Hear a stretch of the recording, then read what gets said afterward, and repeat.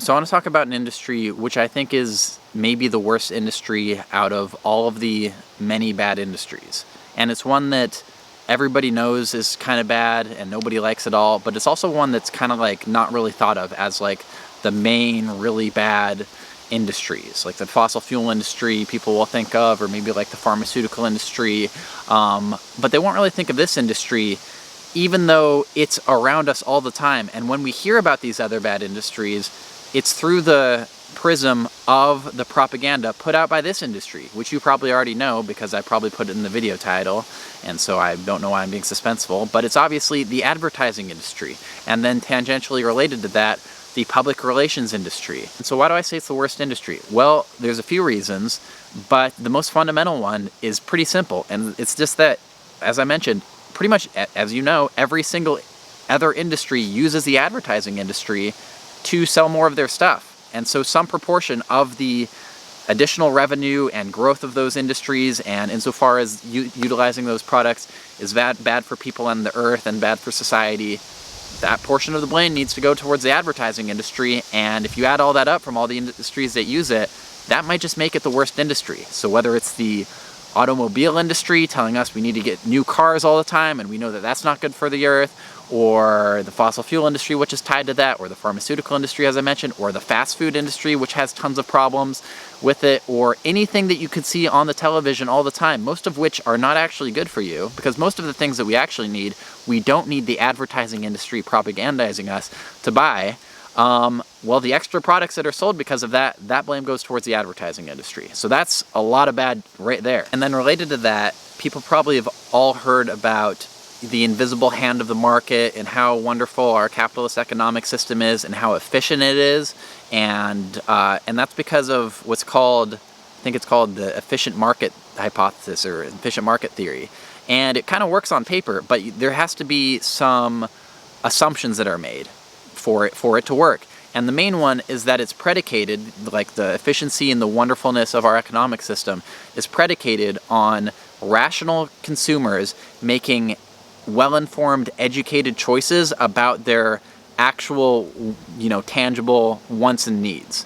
And so insofar as those assumptions are correct, and then externalities is a separate problem, but insofar as they're correct, then it is true that the market will be efficient and that, free trade and the like will benefit society. Well, what does advertisements do?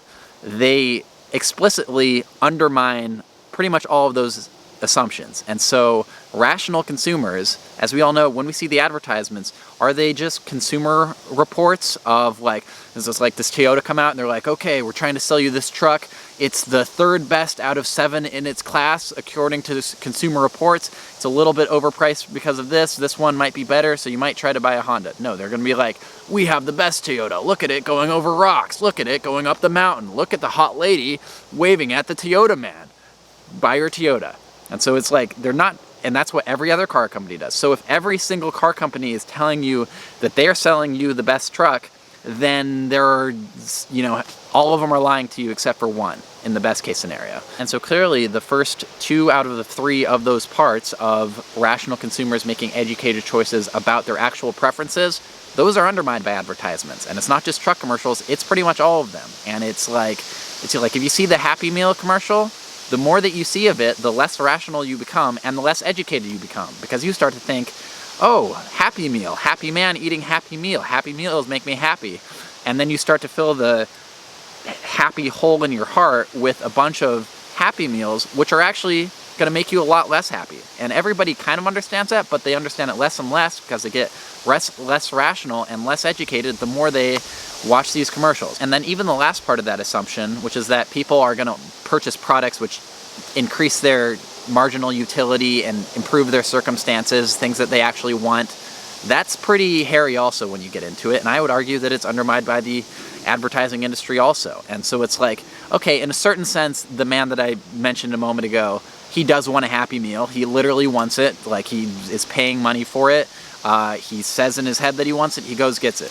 But it's like, does he really want it? Because in reality, the only reason that he is going to get that Happy Meal or this car or this Fanta or this extra product is because this person has been trained through propaganda from the advertisement industry to associate it with nostalgia for like a past time in his life. Like if you see Coca-Cola commercials, they're like Coca-Cola, like it's like family.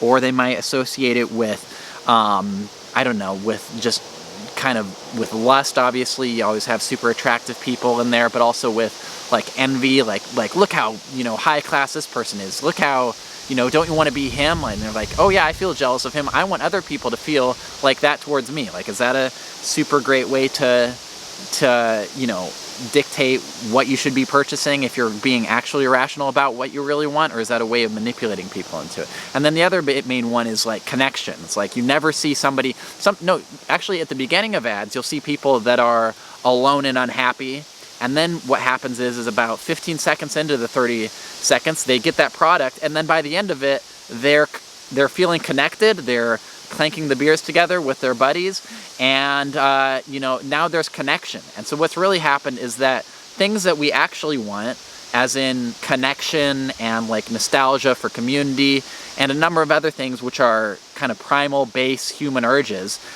there's been a bait and switch, and the advertising industry has gotten people who feel pretty bad about themselves to associate these things with their products. And then as they consume more of their products, they get even further isolated from those feelings of connection and unity and oneness and all the positive things, and so they get more products, and then that leads to other repercussions. But so all three of those assumptions, well-educated, rational consumers, clearly not in either of those cases making informed decisions about products which are actually going to benefit them, are all undermined by the advertising industry. So it's actually undermining markets. So I'll share really quick what was for me the reason that I decided to make this video, which was I was listening to Spotify, and I still don't have premium, but I'm probably going to have to get it now because I can't take any more of these ads. And the straw that broke the camel's back was this BP ad that comes on the radio, and it's like there's a lady and she has a nice voice, and immediately my subconscious is like, BP might not be that bad. Her voice is okay. It was pretty nice, isn't it?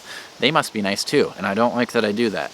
And she says, you know, other corporations hate regulations, but here at BP, we've spent like $1 billion to try to get the federal government to regulate methane emissions because, you know, climate change is a problem that we can't solve on our own, and so everybody needs to chip in and do their part, like we are at BP. And now we're, you know, telling people about it, and I'm like, this is frustrating to me, because what I know, because I'm so freaking smart, is that BP doesn't actually care about protecting the environment. Because if you remember, what they did is they spilled more oil into the Gulf of Mexico than any corporation or institution or thing ever has spilled into the world in the history of the world.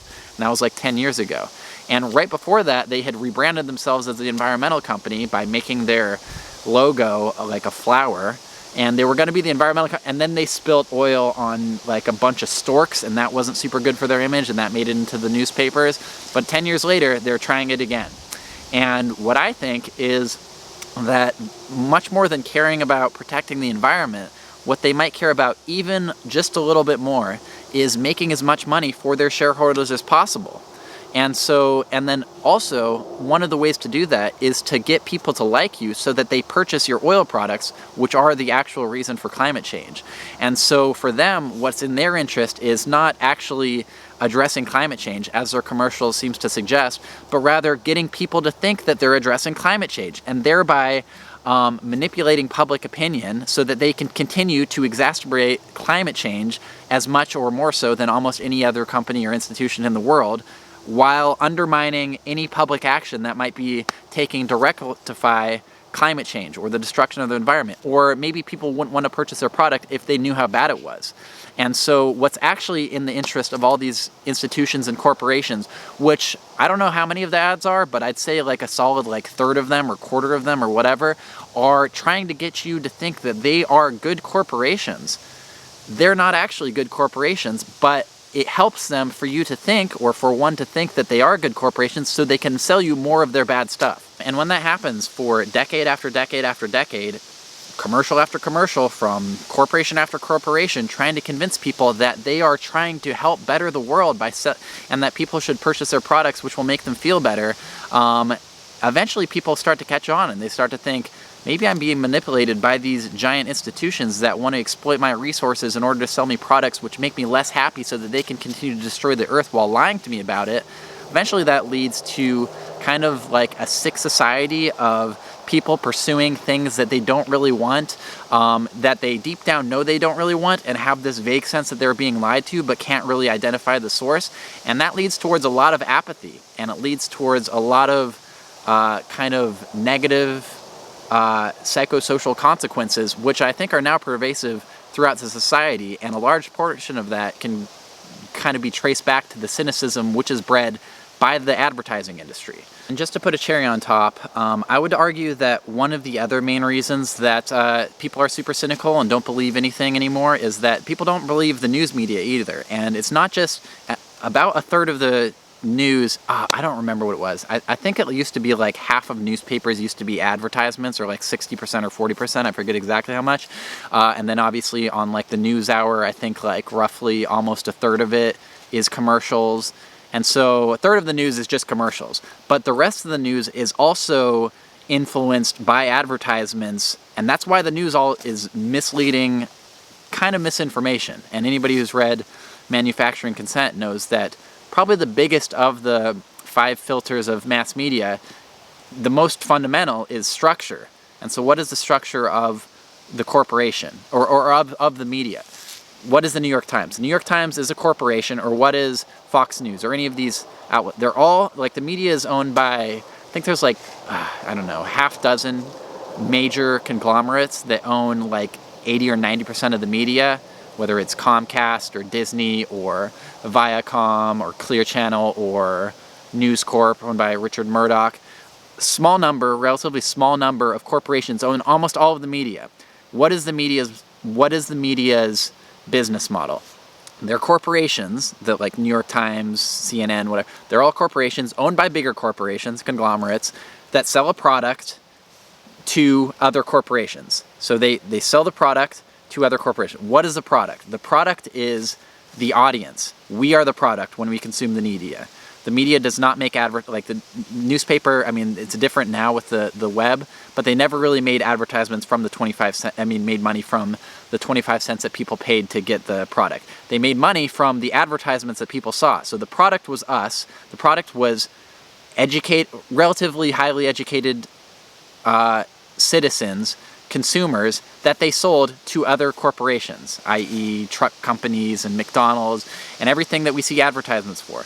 And so it's it's corporations owned by bigger corporations selling us, the consumer, as the product to other corporations. And what does that lead to? It leads to a type of news which is not antagonistic to the major power centers, i.e. corporations and big business, multinationals that are undermining governments and lobbying and doing lots of bad things. It leads to a dynamic whereby if any of those media outlets was to actually like systemically, consistently attack those actual problems, or do real investigative journalism, or paint a portrait of the world which undermines those institutions, they'd be undermining themselves. And so the advertisements is like also probably the main reason that the media is really bad, and which leads to a bunch of the other consequences which I mentioned, with society disintegrating and cynicism rising and so on and so forth. And so any way that you slice this, the advertising industry is like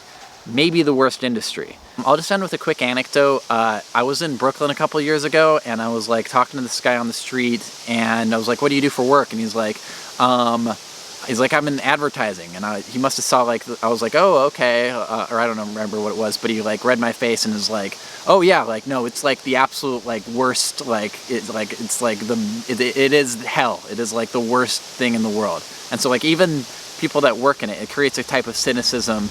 It's like the most cynical industry of everything. It's like people are manipulating people with things that they know that they actually care about to do things that are almost everybody understands is bad, but it's just the dynamics of the economy are such that that's just how it works, and that's kind of commentary on the economic system itself, that this would be elevated so that it's everywhere.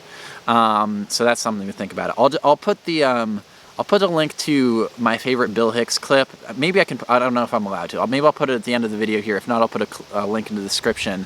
But I would encourage people to watch this little clip by Bill Hicks on the advertising industry. I thought it was pretty good.